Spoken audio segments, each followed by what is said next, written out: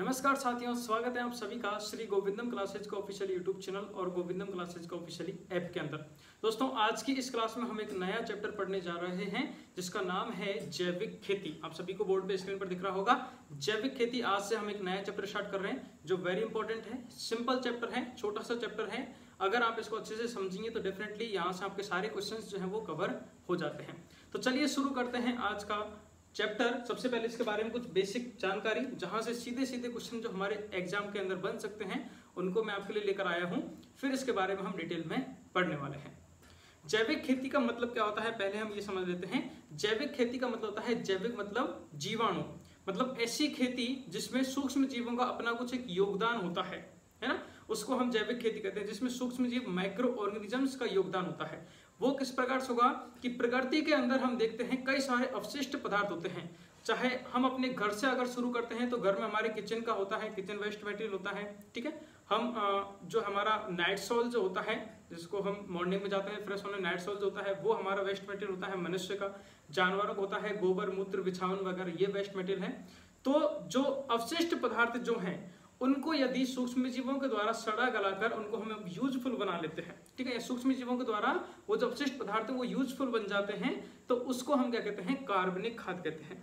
अब ये जो प्रोसेस होती है कि जो अवशिष्ट पदार्थ हैं वो सड़ गलकर कार्बनिक पदार्थ बनाते हैं, ठीक है। सड़ गलकर उनको एक खाद के रूप में परिवर्तित कर दिया जाता है। तो ये जो प्रोसेस होती है, ये जो ट्रांसफॉर्मेशन हो रहा है, ये इसमें बीच में एक फैक्टर लगता है, कुछ होते हैं जो इसको चेंज करते हैं, और वो होते हैं सूक्ष्म जीव माइक्रो ऑर्गेनिजम्स, जो जीवित अवस्था में होते हैं। तो जीवित सूक्ष्म जीवों के द्वारा ये पूरी प्रक्रिया की जाती है, जो एक प्राकृतिक प्रक्रिया है, नेचुरली होती है। इसलिए उसके द्वारा जो खाद प्राप्त होता है उसको हम जैविक खाद कहते हैं। और वो खाद जिस खेती के अंतर्गत प्रयुक्त की जाते हैं उस खेती को हम जैविक खेती कहते हैं। डेफिनेशन पढ़ेंगे इनके बारे में, कौन कौन से खाद होते हैं वो भी हम सब चीजें पढ़ेंगे। खाद कितने प्रकार होते हैं, सारी चीजें हम इस क्लास में करने वाले हैं। तो एंड तक बने रहिएगा। नोट्स आप बना लेना शॉर्ट एंड स्वीट तरीके से, जो मैं बोर्ड पे लिखता हूं उनको आप नोट डाउन करते हुए चलना। बाकी डिटेल वाले नोट्स इसके ऐप के अंदर मैंने स्टडी मटेरियल में आपको भी मिल जाएंगे। ओके, तो सबसे पहले जैविक खाद को हम ऑर्गेनिक फार्मिंग भी कहते हैं, ये आप सभी को पता होना चाहिए। ऑर्गेनिक फार्मिंग, सबसे पहले ऑर्गेनिक फार्मिंग शब्द जो है उसका प्रयोग किसने किया था, तो शब्द का प्रयोग इन्होंने किया था लॉर्ड, लिख लेना इसको, लॉर्ड वाल्टन नॉर्थबोर्न। दिख रहा है आप सभी को। शब्द का, ऑर्गेनिक फार्मिंग शब्द का सबसे पहले प्रयोग जो किया गया था वो किसने किया था, लॉर्ड वाल्टन नॉर्थबोर्न ने किया गया था। याद रह जाएगा आपको। ट्रिक बता देता हूं, देखो कोई भी चीज सबसे पहले जब लाई जाती है तो वो एक तरीके से जिसके द्वारा लाई जाती है उसको हम भगवान की तरह मानने लग जाते हैं। अरे अरे तुमने इस चीज को अप्लाई, इस चीज को लेके आ गए हो, तुम हमारे सामने, वाह वाह वाह। तालियां बनती है कि नहीं बनती है, बिल्कुल बनती है, है ना। जैसे कि सचिन को क्रिकेट का गॉड कहा जाता है, सचिन जी को, क्यों, क्योंकि क्रिकेट को, हमारे इंडिया को वो क्रिकेट में बहुत आगे लेके गए हैं। उसी प्रकार से तो अब ऑर्गेनिक फार्मिंग को सबसे पहले जो लेके आया तो उस बंदे को हम क्या कहेंगे, लॉर्ड तो कहेंगे ही, ठीक है। अब इसने क्या किया था, मैंने आपको अभी थोड़ी देर पहले जैविक खेती के बारे में, जैविक खाद के बारे में बताया था। क्यों बताया था, ताकि इसको आपको याद करा सके। जैविक खाद थोड़ा बहुत आपको आइडिया होगा, आपने 11th 12th में पढ़ा होगा, ठीक है। जैविक खाद का सीधा सा मतलब यह है कि भाई जो कूड़ा कचरा होता है वो सड़ गल कर जो खाद बन जाता है उसको जैविक खाद कहते हैं। अब इस भाई साहब ने सबसे पहले जब इसके बारे में देखा कि यार खाद बनता है कि नहीं बनता है ना, तो अब इसने ऐसा था नहीं पूरे खेत में खाद बना के देखा, इसने छोटे से बर्तन में देखा, तो बाल्टी में बना के देखा इसने, है ना। देसी आदमी था, किसमें बना के देखा, बाल्टी में इसने खाद बना के देखा। अब अंग्रेज है, ठीक है, बाहर का है, तो बाल्टी को बाल्टी नहीं बोलेगा, वोल्टी बोलेगा। क्या बोलेगा, वोल्टी। मैंने वोल्टी में खाद बनाया है, तो बाल्टी में खाद बनाया है इसने, किसमें बनाया है, बाल्टी में खाद बनाया है। अब इसका जन्म कहां से हुआ था, इसका जन्म उत्तरी में हुआ था। कहां हुआ था, उत्तर दिशा में इसका जन्म हुआ था, तो नॉर्थ बोर्न। तो किसी ने पूछा भाई ये ऑर्गेनिक शब्द सबसे पहले किसने दिया, अरे यार ये लॉर्ड ने दिया है ना, लॉर्ड वोल्टन ने दिया है, जो कहां पे पैदा हुआ था, नॉर्थ बोर्न में पैदा हुआ। जो कहां पे पैदा हुआ, नॉर्थ में पैदा हुआ था, है ना, नॉर्थ में बोर्न हुआ है उसका।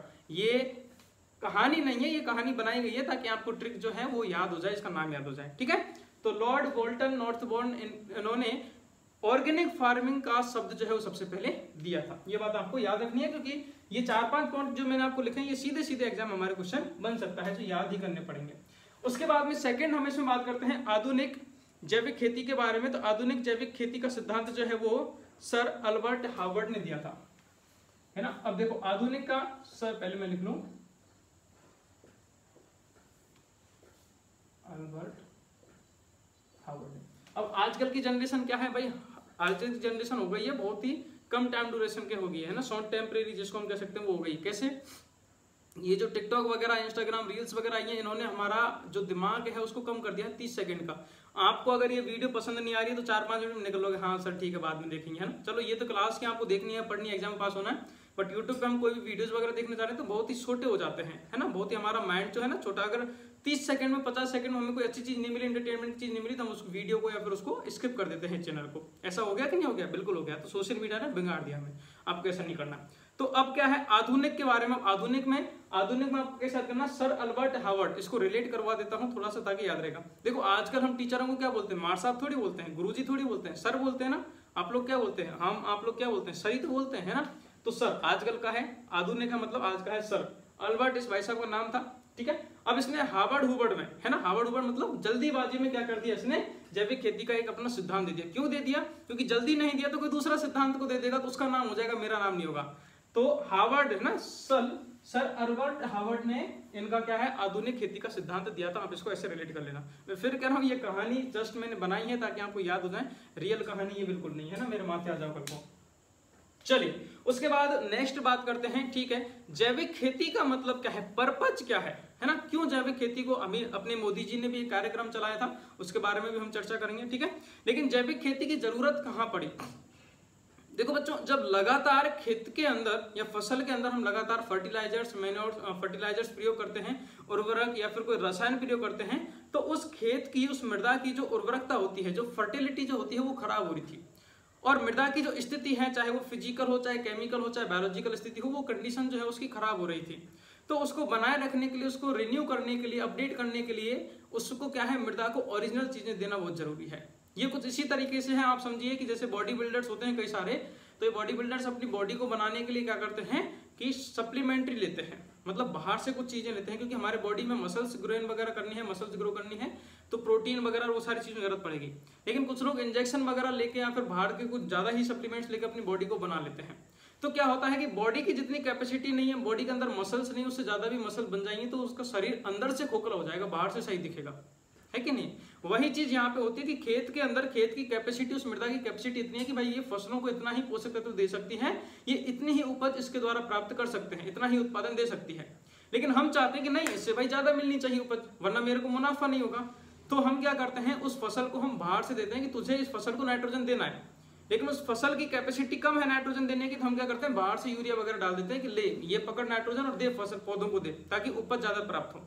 अब फसल उस मृदा की कैपेसिटी का अगेंस्ट है ये, तो वो एक बार देगी, 2 बार देगी, तो धीरे धीरे उसमें जितने भी पोषक तत्व हैं वो सारे के सारे क्या हो जाते हैं, क्योंकि हम बाहर से क्या डाल रहे हैं, उसमें रसायन डाल रहे हैं। तो रसायन डालते हैं, कीटनाशी डालते हैं, हेर्बिसाइड जितने भी हैं, ये उस फसल की स्थिति को खराब करते हैं।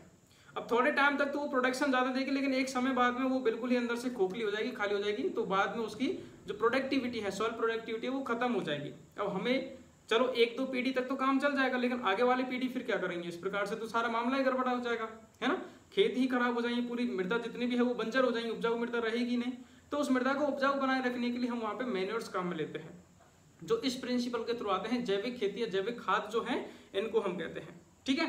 तो हमारी बात चल रही है यहाँ पे कि खाद्य व कृषि संगठन जो है FAO, फुल फॉर्म इसकी याद रखना, फूड एग्रीकल्चर ऑर्गेनाइजेशन, ठीक है। खाद्य व कृषि संगठन जो है, इन्होंने वर्ष 2014, क्योंकि 2014 में ये एक्सपेरिमेंट किया गया था कि जैविक खेती होती है या नहीं होती है, तो वर्ष 2014 जो होती है उसको मृदा स्वास्थ्य वर्ष घोषित कर दिया गया था। लिखना इसमें मृदा स्वास्थ्य वर्ष घोषित कर दिया गया था, ठीक है। उसके बाद में इसी चीज के लिए मृदा का, क्योंकि मृदा का स्वास्थ्य क्या केमिकल्स के थ्रू बिगड़ रहा था, खराब हो रहा था, तो स्वास्थ्य को बनाए रखने के लिए हमें खाद वगैरह प्रयोग करने चाहिए। तो उसके लिए ये चीजें लेके आए कि भाई ऐसा करो, ऐसी खेती बनाओ जिसमें कोई भी केमिकल, किसी भी प्रकार का कोई केमिकल यूज नहीं किया जाए, तो उस खेती को हम क्या कहते हैं, जैविक खेती। अभी तक मैंने आपको इसकी एग्जैक्ट डेफिनेशन नहीं बताई है, बताऊंगा बाद में, पहले इंट्रोडक्शन खत्म करना है, ठीक है। तो वर्ष 2014 को ये ध्यान रखना, ये हमारा क्वेश्चन बनता है, मृदा स्वास्थ्य वर्ष घोषित कर दिया गया था, 100% क्वेश्चन बनेगा इसका, आप ध्यान रखना। सेकंड इसी से रिलेटेड है, मृदा स्वास्थ्य कार्ड योजना मोदी जी के द्वारा चलाई गई थी। क्या चलाई गई थी, मृदा स्वास्थ्य कार्ड योजना अब देखो MSCY, यही चीज अगर किसी साइंटिस्ट के मतलब एक मजाक के तौर पे कर रहा हूँ, साइंटिस्ट या किसी के थ्रू चला दे तो इसको इंग्लिश में इसकी फुल फॉर्म होती है ना, जैसे कि यहाँ पे है FAO। अब ये क्या है कि हमारे राजनेताओं द्वारा चलाई गई, तो इसको हिंदी में ही इसकी फुल फॉर्म को शॉर्ट फॉर्म कर दिया है मृदा स्वास्थ्य कार्ड योजना, है ना, मृदा स्वास्थ्य कार्ड योजना। ये जो चलाई गई थी मृदा स्वास्थ्य कार्ड योजना मोदी जी के द्वारा चलाई गई थी, है ना, 19 फरवरी 2015 को। कब चलाई गई थी ये, इसको लिखना बड़ा इंपॉर्टेंट है, इसकी डेट पूछी जाती है,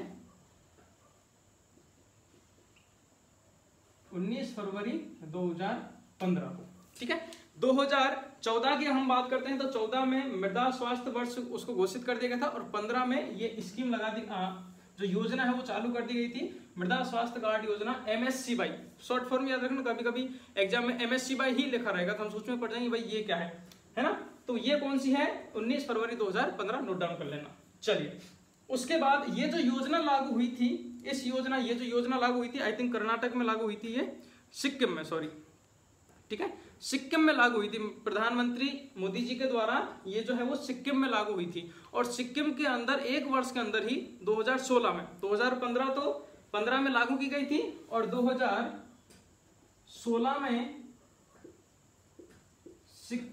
सिक्किम जो है उसको पूर्ण रूप से पूर्ण कार्बनिक राज्य घोषित कर दिया गया था।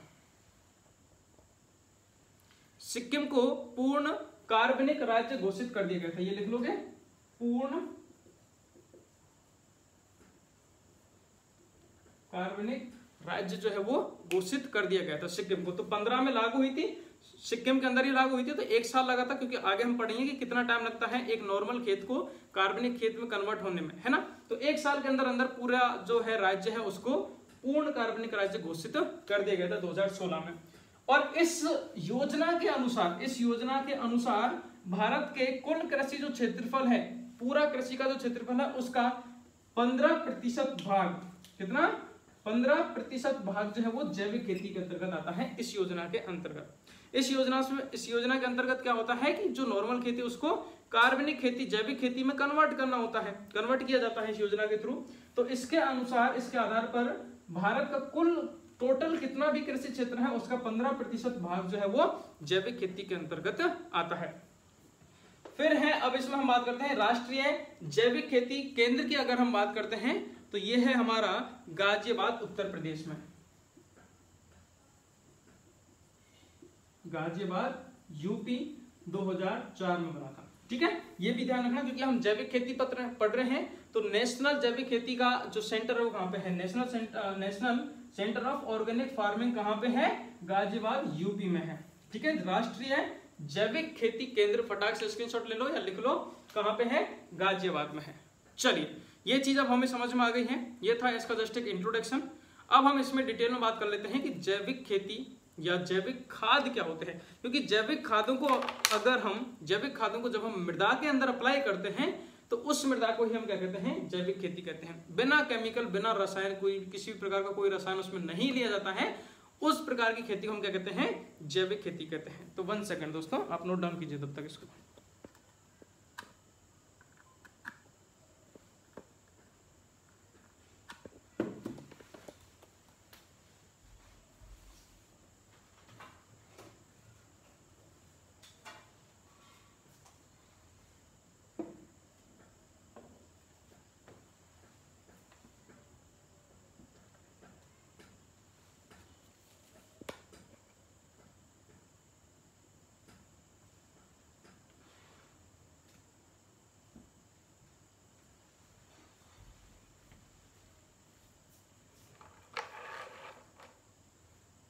चलिए, लिख लिया, आगे बढ़ते हैं। नेक्स्ट हेडिंग डालना जैविक खाद या जीवाश्म खाद। जब तक मैं इसको मिटा देता हूं,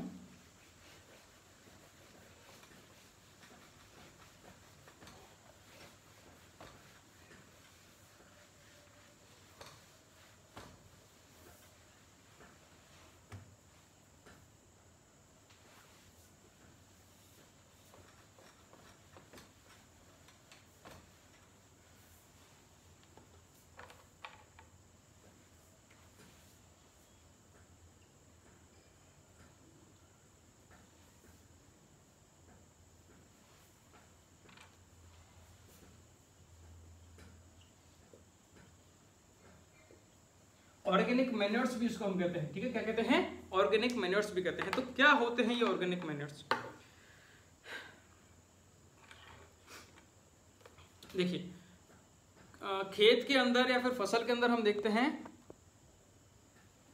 जितने भी जो प्राकृतिक पदार्थ जो होते हैं, प्राकृतिक पदार्थ मतलब पादप अवशेष, जंतु अवशेष, वो यदि सूक्ष्म जीवों के द्वारा सड़ गलकर जब एक खाद के रूप में परिवर्तित हो जाते हैं तो उस प्रकार के खाद को हम क्या कहते हैं, जैविक खाद या जीवाश्म खाद कहते हैं। जीवाश्म खाद मतलब जो सूक्ष्म जीवों के द्वारा बनाए गए। जीवाश्म खाद क्यों कहेंगे इनको? क्योंकि ये सूक्ष्म जीवों के द्वारा बनाया गया है। तो सबसे पहले इसकी परिभाषा लिख लेते हैं।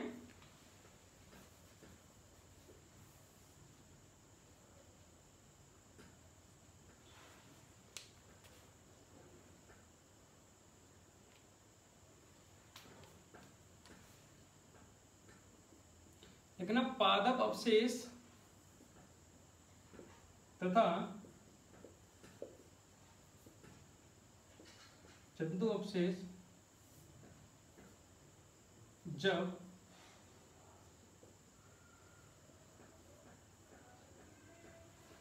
सूक्ष्म जीवों द्वारा सड़ गलकर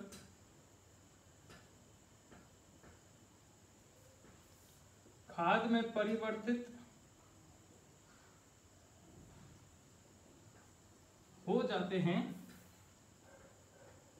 तो उसे जैविक खाद कहते हैं। ठीक है, कई सारी अलग अलग परिभाषा आपको मिल जाएंगी बुक्स में इसमें, लेकिन सीधी सी बात कंसेप्ट यही है कि दो चीज होंगी बेटा। आपके 12th की बुक में भी ये मिलता है कि एक तो पादप अवशेष होगा और एक दूसरा होगा हमारा जंतु अवशेष। पादप अवशेष और जंतु अवशेष जब इन दोनों को सूक्ष्म जीवों के द्वारा सड़ गलकर वो एक खाद में परिवर्तित हो जाते हैं, कार्बनिक खाद में परिवर्तित हो जाते हैं, तो उस प्रकार की खाद को हम क्या कहते हैं, जैविक खाद या जीवाश्म खाद कहते हैं। चूंकि ये प्रक्रिया जो है, अब ध्यान से सुनना नेक्स्ट लाइन को, ये जो प्रक्रिया है यह कैसी होती है, प्राकृतिक होती है। तो इसीलिए इस प्रकार प्राप्त खाद जो होते हैं उन खादों को हम क्या क्या कह सकते हैं, इस प्रकार प्रक्रिया के द्वारा जो खाद बनी उनको जैविक खाद या जीवाश्म खाद या प्राकृतिक खाद, ये क्वेश्चन पूछा जाता है, या उनको हम प्राकृतिक खाद भी कह सकते हैं। क्यों कह सकते हैं? क्योंकि ये जो सारा जो प्रोसेस हुई है, सारा ये जो खाद बना है वो किसके थ्रू बना है, एक नेचुरल प्रोसेस के थ्रू बना है, एक प्राकृतिक प्रक्रिया के थ्रू बना है, इसलिए हम इसको नेचुरल मैन्योर भी कह सकते हैं, जैविक खाद ऑर्गेनिक मैन्योर भी कह सकते हैं। ठीक है, ऑर्गेनिक मैन्योर भी इसको हम कह सकते हैं। तो तीनों ही नाम इसके आपको याद रखना है। सेकंड हमारे जो क्वेश्चन बनता है वो ये बनता है कि जैविक खाद के स्रोत कितने हैं भाई साहब? तो स्रोत कितने हैं? 2 होते हैं। जैविक खाद किन किन स्रोतों के द्वारा बनता है? 2 स्रोतों के द्वारा बनता है, जिसमें पहला है पादप अवशेष और दूसरा है जंतु अवशेष। ओके, सो ये क्वेश्चन भी हमारे एग्जाम में पूछा गया है पिछली बार कि जब खाद बनता है या जैविक खाद के लिए कितने सोर्स होते हैं, तो जैविक खाद के 2 स्रोत हैं। इन दोनों के द्वारा इनके अंदर अब जो चीजें आ जाएंगी, है ना, ये भी नोट डाउन कर लीजिए, ये लिख लेना है ना। अब पादप अवशेष के अंतर्गत क्या आ जाएगा? फसल अवशेष,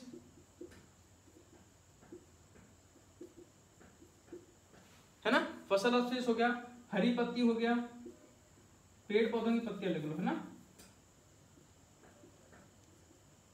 पेड़ पौधों की पत्तियां, टहनी, जड़ वगैरह बेसिक चीजें हैं। तो ये सारी की सारी चीजें किसमें आ जाएंगी? इसके अंतर्गत आएंगी। और जंतु अवशेष में क्या होगा? सूक्ष्म जीव, मृत सूक्ष्म जीव, मृत सूक्ष्म जीव और उनके भाग, जो हम होता है ना कि गाय भैंस कुछ मर जाते हैं उसको बाहर छोड़ देते हैं, तो थोड़े दिनों बाद देखते हैं वो एकदम से सड़ गल के गायब हो गए उस स्थान से, तो वो क्या माइक्रो ऑर्गेनिजम्स सूक्ष्म जीवों के द्वारा सड़ा गला दी जाती है, उसका डीकम्पोजिशन हो जाता है, डीकम्पोजिट हो जाती है।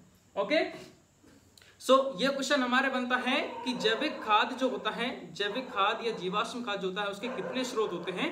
तो उसके मुख्यतः 2 स्रोत होते हैं, जिसमें पहला है पादप स्रोत और दूसरा, हालांकि आप आगे पीछे हो सकता है, कुछ नहीं है, पादप स्रोत और दूसरा है जंतु स्रोत। पादप स्रोत में क्या आ जाएगा? फसल का अवशेष हो गया, घास फूस हो गया, है ना, कूड़ा करकट वगैरह जो भी है फसल का, खेत का, वो सारी चीज इसमें आ जाएंगी पादप से संबंधित।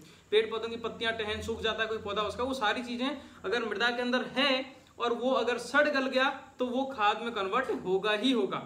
जीवाश्म और जैविक जंतु, इसमें जंतु अपशिष्ट में क्या जाता है, सूक्ष्म जीव होते हैं मृदा के अंदर, कीड़े मकोड़े जो होते हैं मर जाते हैं, उनका जो मृत शरीर होता है, शरीर का जो अपशिष्ट भाग जो होते हैं उनके, वो सारे जंतु अपशिष्ट में आते हैं। ओके, सो ये चीज आप इसको फटाक से नोट डाउन कीजिए, फिर आगे बढ़ते हैं। अब ये तो है इसकी परिभाषा हो गई, जैविक खाद की परिभाषा हो गई। अब इसके जैविक खाद की कुछ गुण कि भाई ये किस प्रकार से अच्छा साबित होता है, नहीं होता है, तो उसके बारे में बात करते हैं। तो हेडिंग डालना जैविक खाद के गुण, आपने लिख लिया होगा, इसको मैं मिटा देता हूं। परिभाषा लिख ली ना आपने, वेरी गुड।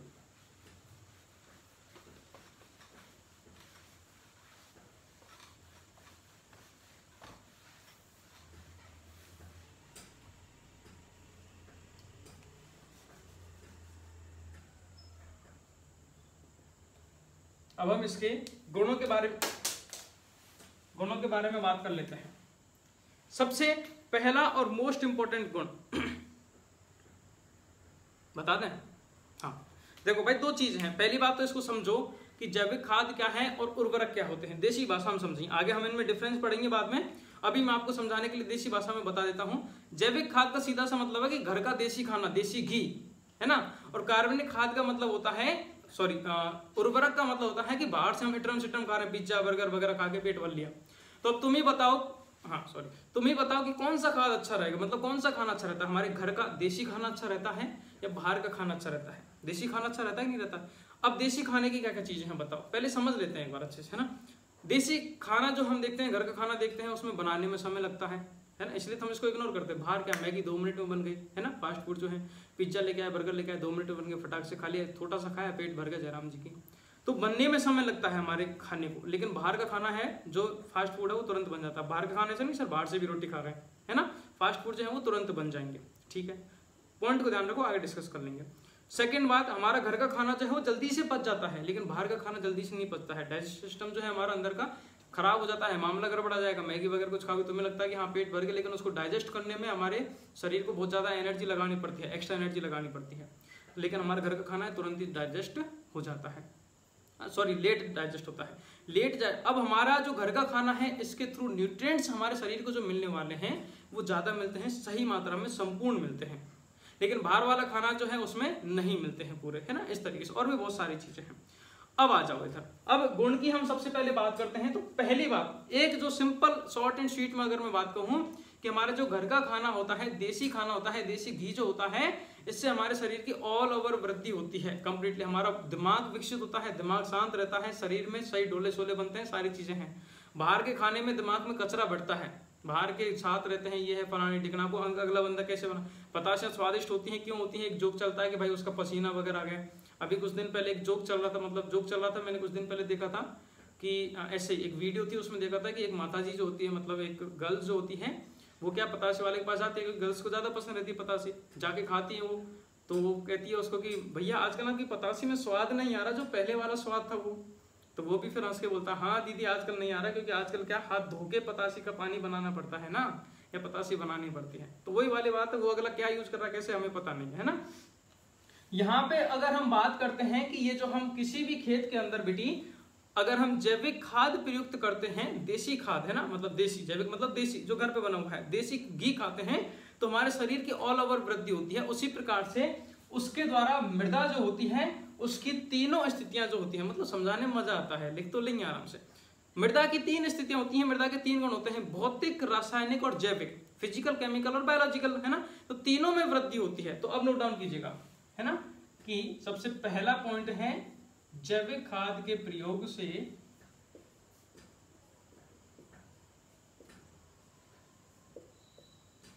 मृदा के भौतिक, रासायनिक तथा जैविक गुणों में वृद्धि होती है। ठीक है, पहली बात तो ये मृदा के जो फिजिकल, केमिकल एंड बायोलॉजिकल जो कैरेक्टर्स हैं या उनमें ग्रोथ होती है। 3 तरीके से मृदा की ग्रोथ होती है। हम यूं कह सकते हैं कि मृदा की संपूर्ण ग्रोथ होती है इसके द्वारा, उधर नहीं होगी, किसके द्वारा, उर्वरकों से नहीं होगी। पहली बात तो ये लिख लो।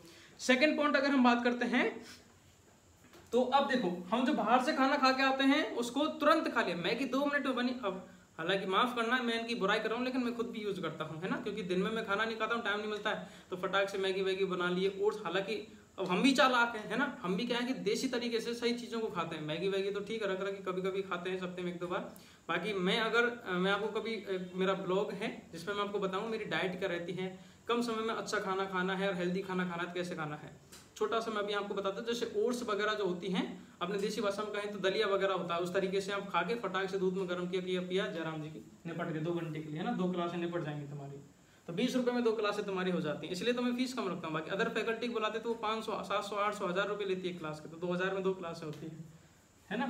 चलो इधर आओ, हम बात कर रहे हैं जैविक खाद की। तो जैविक खाद जो होता है इसमें क्या है, इनमें पोषक तत्व जो हैं उनका विघटन धीरे धीरे होता है, मतलब इसके द्वारा फसल को या मृदा को जो मिलने वाले पोषक तत्व हैं वो धीरे धीरे मिलते हैं, क्योंकि इसका अपघटन जो है, इसका जो टूटना है वो धीरे धीरे होता है। अब भाई एक तो होता है कि मैंने आज ही इसमें खाद कुछ डाला मृदा के अंदर और आज ही वो फसल को मिल गया, तो कल को खत्म हो जाएगा, सीधी सी बात है भाई। आज घर में आपके पापा हैं, आज एक आइसक्रीम का बड़ा सा पैकेट लेके आए, एक फैमिली पैक लेके आए और आज ही खा गए, तो जयराम जी की कल हाथ जला के बैठ जाना।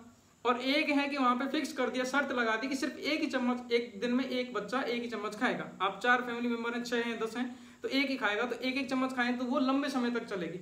सीधा सा कंसेप्ट वही है। तो इसमें जो पोषक तत्वों का विघटन जो है, पोषक तत्वों का विघटन जो है वो कैसे होता है, धीरे धीरे, हौले हौले, धीरे धीरे होता है।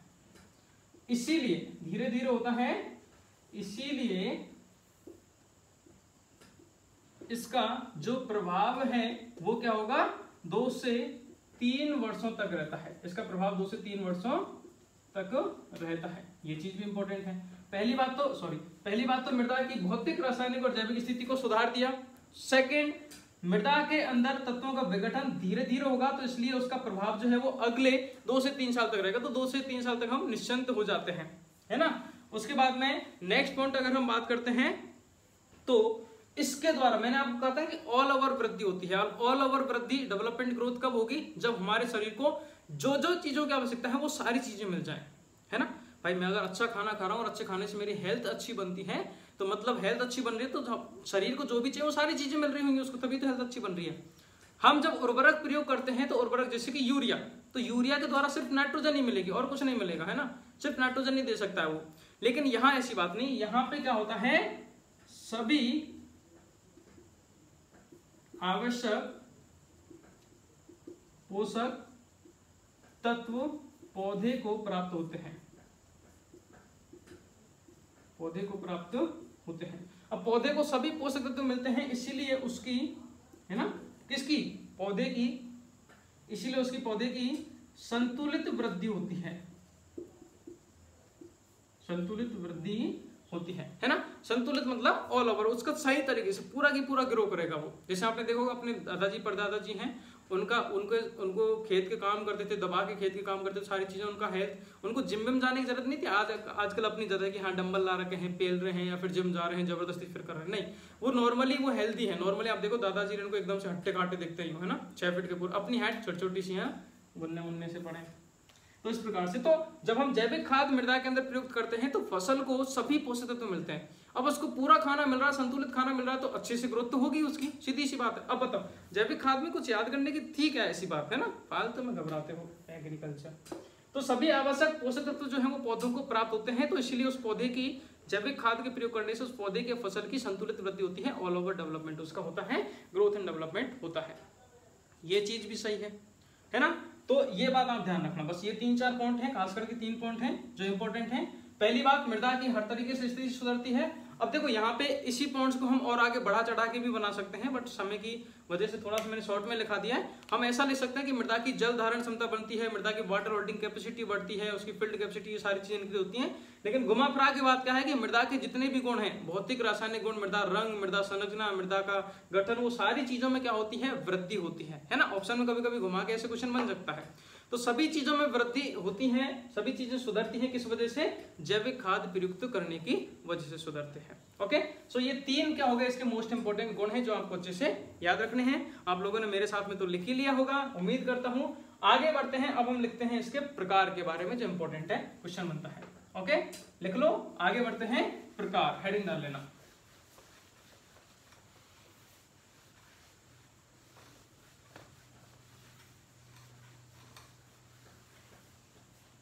डालिए हेडिंग। चलो, तो ये जो होते हैं कौन जैविक खाद जो होते हैं वो मुख्यतः दो प्रकार के होते हैं, दो प्रकार के होते हैं। इसको क्या एग्जांपल दें?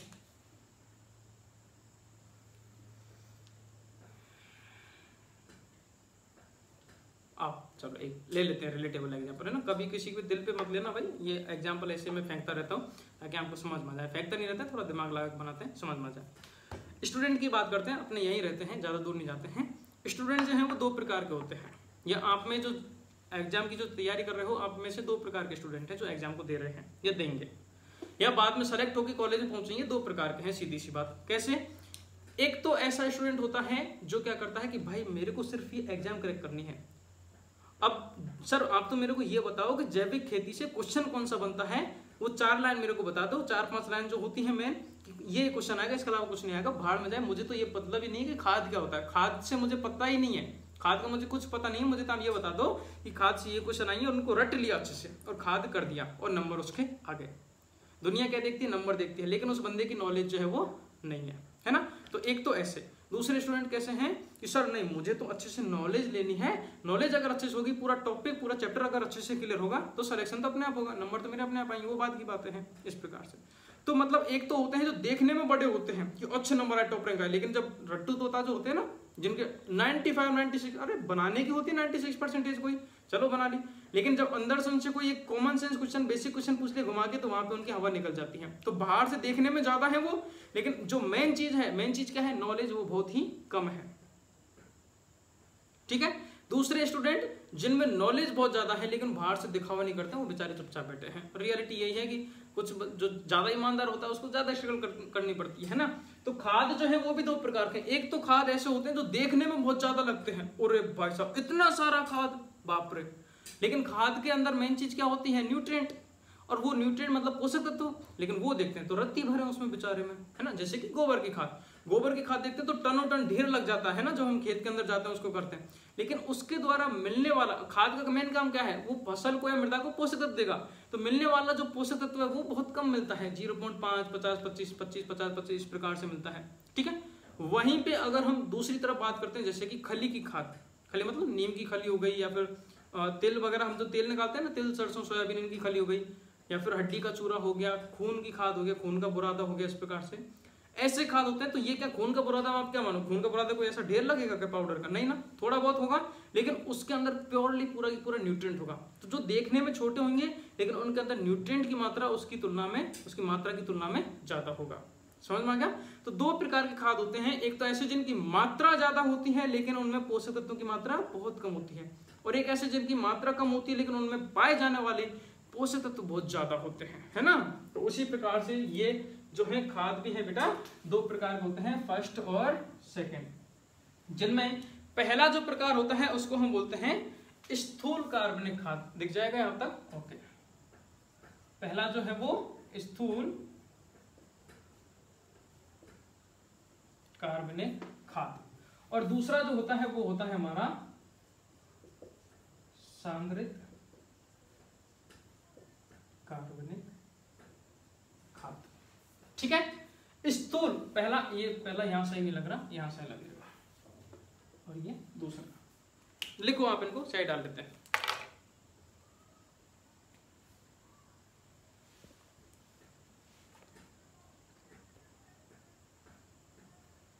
स्थूल का मतलब होता है दिखावटी, है ना, जो मतलब जिसकी मात्रा तो बहुत ज्यादा है लेकिन जो मेन चीज है वो बहुत कम है। मात्रा तो बहुत ज्यादा है लेकिन जो मेन चीज है वो कम है। यही क्लास को मैं 1.5 घंटे की कर सकता हूँ। आप सभी की कमेंट्स का नाम लेता हूँ, आपका हाय हेलो करता हूँ, नमस्कार बेटा कौन कहाँ से है, यहाँ से नमस्कार, वहां से नमस्कार, ये करके 1.5-2 घंटे क्लास कर दी। और कंटेंट कितना दिया है, पढ़ाया कितना है सर जी? 2 पेज पढ़ाए हैं। और वहीं 20 मिनट की क्लास ली, 30 मिनट की, 40 मिनट की क्लास ली है, लेकिन पढ़ाया कितना सर जी? 4 पेज भर दिए। समझ गए? सिंपल सा एग्जाम्पल। मैं किसी टीचर की बुराई नहीं कर रहा हूँ लेकिन बता रहा हूँ, ये क्या था जो भी है अच्छा लगा मुझे, है ना। चलिए इधर आओ। स्थूल कार्बनिक खाद की बात करते हैं। स्थूल कार्बनिक खाद क्या होते हैं, जिनमें देखो दो चीजें होती हैं कि कार्बनिक पदार्थ होते हैं, ठीक है। इनमें क्या होता है कि कार्बनिक पदार्थ जो होते हैं वो तो क्या होते हैं, अधिक होते हैं, लेकिन पोषक तत्व जो होते हैं वो क्या होते हैं, कम होते हैं। कार्बनिक पदार्थ जो है वो तो ज्यादा होंगे, लेकिन पोषक तत्व जो है वो कम होते हैं। वो क्या कहलाते हैं हमारे बेटी, स्थूल कार्बनिक खाद कहलाते हैं, ठीक है। ओके, बल्कि ऑर्गेनिक मैनर्स कहते हैं, ठीक है, बल्कि ऑर्गेनिक मैनर्स, ठीक है। इनको हम बोलते हैं कंसंट्रेट। सांद्रित मतलब कम मात्रा में ज्यादा, कंसंट्रेट। जैसे कि होली पे हम रंग खेलते हैं ना, तो रंग का 4 बूंदें ही इतनी गहरी होती हैं। एक तो वो गहरा कम है लेकिन उसमें बहुत ज्यादा है, और एक 4 बूंदे बाल्टी में डाल दो तो लाल तो वो रंग है लेकिन उसमें मात्रा बहुत कम है ना। तो कंसंट्रेट ऑर्गेनिक मैन्योर, ठीक है। बल्कि ऑर्गेनिक मैन्योर और कंसंट्रेट ऑर्गेनिक मैन्योर। बल्कि ऑर्गेनिक मैन्योर क्या होता है, बल्क। आप ये भी याद कर सकते हो, बल्क मतलब, बल्क क्या होता है, हम बोलते हैं कि भाई हाँ चल ये सामान है, ऐसा कर बल्क में ले आ, है ना। बल्क मतलब एक साथ ले आ, बहुत सारे ले आ। तो बहुत सारे जो होते हैं मतलब जिनमें बहुत सारा मतलब अधिक संख्या, जिनमें कार्बनिक पदार्थ अधिक होंगे, लेकिन जो मेन चीज है पोषक तत्व है वो क्या होंगे, कम होंगे। एग्जाम्पल F/M, गोबर की खाद, ठीक है। कंपोस्ट, हरी खाद, जितने भी हम सभी पढ़ेंगे ये सारी चीजें इसी के अंतर्गत आती हैं, ठीक है। कंपोस्ट, F/M, हरी खाद, ये सारी चीजें इसी के अंतर्गत आ जाएंगी। उसके बाद में सेकंड जो है हम बात करते हैं सांद्रित खाद। तो इसमें उल्टा हो जाएगा कि इसमें ऑर्गेनिक मैटर जो होता है वो तो क्या होता है, कम होता है, और न्यूट्रिएंट पोषक तत्व जो होते हैं, वो क्या होते हैं, ज्यादा होते हैं, ठीक है। इसका एग्जांपल की अगर हम बात करते हैं तो हड्डी का चूरा या बुरादा, ठीक है। खून का बुरादा, आप सोच रहे हो सर खून का कैसे, है ना। और खली की खाद, खली अपना खली वो नहीं लड़ने वाला, खली मतलब केक, ऑयल केक जिनको हम कहते हैं, खली की खाद, है ना। जो हम सरसों वगैरह तेल पड़ा के लाते हैं ना गांव में, तो वो बच जाती है, कल उसको हम जनरली भैंस वगैरह को देते हैं। लेकिन ये तो अब ये इसमें भी हम पढ़ेंगे, ये भी 2 प्रकार की होती हैं, एडिबल और नॉन एडिबल, खाद्य और अखाद्य। खाद्य मतलब जो पशु जिनको खा सकते हैं तो उनको तो हम पशु को देंगे, खेत में क्यों डालेंगे भाई। लेकिन जिसका हमें तेल भी जरूरत होता है, तेल भी जरूरी है, लेकिन तेल भी जरूरी है और उसके द्वारा जो खली मिली उसका भी कुछ नहीं कर सकते, तो क्या करें, फेंक दें ना, फेंकेंगे क्यों, खेत में डाल लेंगे अपने। तो उनको हम खेत में डालते हैं, खाद के रूप में काम लेते हैं, ठीक है। पढ़ेंगे इस टॉपिक के लास्ट में जाके इसके बारे में, तो डिस्कस कर लेंगे। और कुछ बच गया इसमें, सूखा रक्त, है ना, खून का बुरादा या सूखा रक्त कुछ भी बोल सकते हैं। सूखा रक्त कैसे होता है, खून का बुरादा ये क्या है, कहाँ से आया, कि एक्चुअली कुछ ऐसा होता है ना कि मृत पशु जो होते हैं या फिर पशु वगैरह जहाँ से मारते हैं तो वहां से नालियों में आपने देखा होगा वो खून निकलता है, तो उसको इकट्ठा कर लिया जाता है और फिर सुखा देते हैं, पानी की तरह इकट्ठा कर लिया फिर सुखा देते हैं, फिर उस खून के बुरादे को हम काम में लेते हैं। तो बहुत कम मात्रा में होता है ये, लेकिन इफेक्टिव रहता है। तो ये सारी चीजें हैं, ओके। सो आज की क्लास में हम बस इसको यहीं एंड करते हैं। इसके बाद में नेक्स्ट हम पढ़ने वाले हैं इन सभी के बारे में। सबसे पहले F/M के बारे में पढ़ेंगे, फिर कंपोस्ट के बारे में, फिर हरी खाद के बारे में, फिर इसका जितने भी मैनर्स, जितने भी खाद हैं, इन सभी के बारे में पढ़ेंगे। इनसे क्या क्या क्वेश्चन बन सकते हैं वो सारी चीजें भी हम इसमें पढ़ने वाले हैं, ओके। सो यहां तक एक बार नोट डाउन कर लीजिए, आप इसको लिख लीजिए, लिख लिया, वेरी गुड। तो अभी तक यहां से जो हमारे क्वेश्चन बन सकता है, एक तो स्टार्टिंग में क्वेश्चन बनता है कि सबसे पहले जैविक खाद का प्रयोग किन्होंने किया था, उसके बारे में क्वेश्चन बनेगा बेसिक, ठीक है। फिर उसके बारे में ये सारी चीजें हम देख लेना। एग्जांपल्स, इसके हम टाइप्स की बात करते हैं, तो टाइप 2 प्रकार के होते हैं जैविक खाद के प्रकार के। अगर हम पहली बात तो क्वेश्चन बनेगा जैविक खाद क्या होता है, तो जैविक खाद होता है कि पादप अपशेष और जंतु अपशेष दोनों को अगर अपघटित कर दिया जाता है, किसके द्वारा, सूक्ष्म जीवों के द्वारा, तो उनसे बनने वाला जो खाद है वो क्या कहलाएगा, जैविक खाद कहलाएगा। इसको जैविक खाद ही क्यों कहते हैं, इसको जैविक खाद इसलिए कहते हैं क्योंकि ये है सूक्ष्म जीवों के द्वारा बनाया जाता है। सूक्ष्म जीव जो है इनको अवशिष्ट पदार्थ है, इनको अपघटित कर देते हैं, इनको तोड़ देते हैं, बिखेर देते हैं, ठीक है, और उस प्रकार से खाद बनाते हैं। फिर उसके बाद में हमने पढ़ा था खाद वगैरह हो गया, खाद के गुण पढ़े थे कि ये कई सारे जो पोषक तत्व है पौधों को प्रदान कराते हैं, मृदा की भौतिक, रासायनिक और जैविक तीनों प्रकार की स्थिति को सुधारते हैं। और एक चीज और इंपॉर्टेंट जो क्वेश्चन बनता है कि खाद जो होते हैं या जैविक खाद जो होते हैं, इनके द्वारा पौधों को या फसल को पोषक तत्व धीरे धीरे मिलते हैं और लंबे समय तक मिलते हैं। 2 से 3 वर्ष तक इनका प्रभाव होता है। लिखा है कि नहीं लिखा है मैंने? अगर मिस हो गया हो तो लिख लेना इसको, है ना, नोट डाउन करना कि इनका प्रभाव जो है वो फसल में या खेत में 2 से 3 वर्ष दिखाया था। ध्यान, 2 से 3 वर्ष तक होता है ना। तो 2 से 3 वर्ष, जैसे FIM अगर हम देखते हैं, गोबर की खाद हम एक बार देते हैं तो अगले 2-3 साल तक उस खेत में हम काम में नहीं लेंगे, दूसरे खेत में काम में लेते हैं, दूसरे खेत में डालते हैं, इस प्रकार से। ठीक है, फिर हमने पढ़े हैं इसके प्रकार के बारे में। तो प्रकार कितने होते हैं? 2 प्रकार होते हैं। एक तो है बल्कि ऑर्गेनिक मैनर्स, एक है कंसंट्रेट ऑर्गेनिक मैनर्स। बल्कि ऑर्गेनिक मैनर मतलब बल्क, जिसमें कार्बनिक पदार्थ, कूड़ा कचरा ये पूरा, जैसे गोबर की खाद को दिमाग में ले आना। जब भी बल्कि ऑर्गेनिक मैनर की बात की जाए, बहुत फास्ट बोल रहा हूँ, जब भी बल्कि ऑर्गेनिक मैनर की बात की जाए, गोबर की खाद को ले लेना कि मटेरियल बहुत ज्यादा है लेकिन उससे मिलने वाले पोषक तत्व बहुत ही कम है। और कंसंट्रेट में आप खून की खाद को, मछली खाद को, हली की खाद को ले लेना, खली की खाद को, की मात्रा कम है, कार्बनिक पदार्थों की मात्रा कम है लेकिन मिलने वाले पोषक तत्व की मात्रा उसमें बहुत ही ज्यादा होगी। तो इस प्रकार से, ठीक है, समझ में आ गया। अब हम आगे इनमें पढ़ने वाले हैं गोबर की खाद क्या होती है, कैसे बनाई जाती है, उसकी बनाने की विधियां कौन कौन सी हैं और कौन कौन से क्वेश्चन बन सकते हैं, वो हम पढ़ेंगे नेक्स्ट लेक्चर में। फिर हम पढ़ेंगे कंपोस्ट क्या होता है, वर्मी कंपोस्ट क्या होता है, वो सारी चीजें, है ना। हरी खाद क्या होती है, खली की खाद क्या होती है, जितनी भी खादें जो हैं इन सभी के बारे में पढ़ेंगे। और ज्यादा डिटेल में पूरी रामायण नहीं पढ़ेंगे, सिर्फ की पॉइंट्स पढ़ेंगे, कहां से हमारे क्वेश्चन बन सकता है। हर एक खाद से 1, 2, 3 पॉइंट हर एक खाद में ऐसे हैं जहां से डेफिनेटली हमारे क्वेश्चन बन सकता है, तो उसको डिस्कस करेंगे। आपको मैं नेक्स्ट क्लास में सारे खाद हो सकेगा तो सारे खाद ही कवर करवा दूंगा और ये चैप्टर भी फिनिश हो जाएगा। फिर हम क्रॉप स्टार्ट करने वाले हैं ना, कि क्रॉप से क्वेश्चन बन सकते हैं। तो थैंक यू सो मच। हो सके तो श्री गोविंदम क्लासेज के यूट्यूब चैनल को अपने दोस्तों से सब्सक्राइब करवाएं और ऐप को या फिर ऐप के अंदर जो सस्ते कोर्स हैं इनको अपने दोस्तों के साथ शेयर करें ताकि वो भी इस कोर्स में जुड़कर अपनी पढ़ाई घर बैठे अच्छे से कर सकते हैं। Thank you so much. जय श्री कृष्णा।